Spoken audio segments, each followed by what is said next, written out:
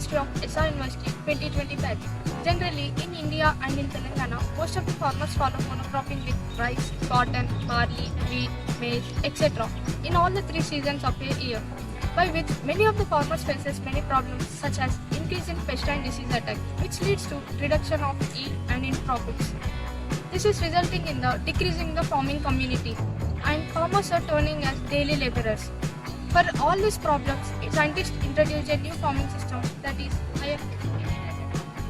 Hello everyone, myself Rishma from School of Agriculture, SR University.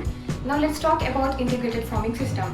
Integration of 2 or more components like dairy, piggery, fishery, poultry, beekeeping, etc. for each farm according to the availability of resources to sustain and satisfy the need of farmers.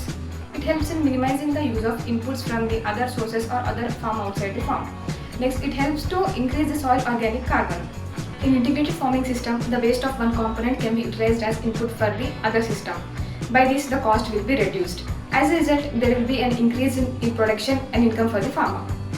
ఉన్న ఒక half ఎకర్లో కానివ్వండి లేదంటే పావు ఎకర్లో కానివ్వండి అత్యధిక ఉత్పాదకతను పెంపొందించుకోవడానికి సమగ్ర వ్యవసాయ విధానం అనేటువంటిది తోడ్పడుతుంది.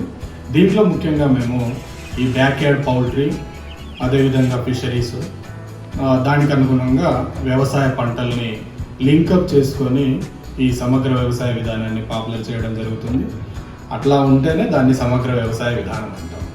లేదు అని అంటే రైతులు ఒక యూనిట్ ఒక దగ్గర ఇంకో యూనిట్ ఒక దగ్గర పెట్టుకొని చేసే విధానాన్ని సమగ్ర వ్యవసాయ విధానం కాదు. Integrated farming system provides a holistic solution to the challenges faced by the conventional farming.